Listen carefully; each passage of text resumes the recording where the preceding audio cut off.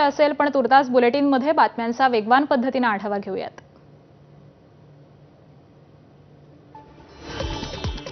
नागपुरात 16 गतिमंद विद्यार्थ्यांना जेवणातून विषबाधा. रामटेक तालुक्यामध्ये काचूरवाही इथल्या सूरज शाळेतील घटना. विद्यार्थ्यांवरती रामटेकच्या उपजिल्हा रुग्णालयामध्ये उपचार. प्रथमोपचारानंतर सर्व विद्यार्थ्यांची प्रकृती स्थिर.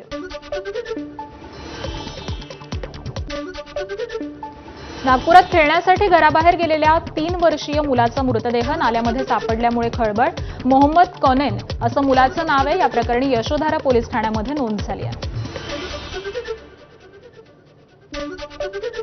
अहिल्यानगरच्या जामखेड तालुक्यामध्ये फकराबाद इथल्या दूध भेसळीच्या उद्योगावरती स्थानिक गुन्हे शाखेची कारवाई.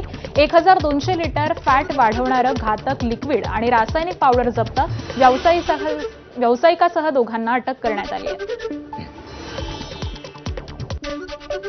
एटीएसची राज्यभरामध्ये मोठी कारवाई. यवतमाळच्या पुसद आणि उमरखेडमध्ये 14 ठिकाणी आणि अहिल्यानगरमध्ये 60 ठिकाणी एटीएसचा कसून तपास. दहशतवादी संघटनांच्या संपर्कामध्ये राहून अनेक तरुणांना सक्रिय करण्याच्या हालचालींच्या पार्श्वभूमीवरती एटीएसचं सर्च ऑपरेशन.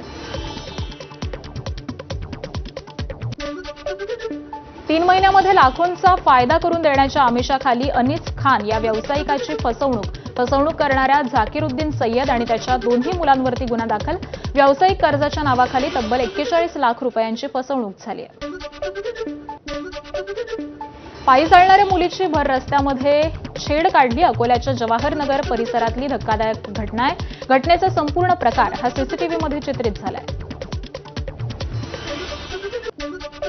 कोल्हापूरच्या भुदरगड तालुक्यातील खानापूर इथं जमिनीच्या वादामधून जेसीबीनं घर जमीनदोस्त. घरावरती जमावाचा हल्ला.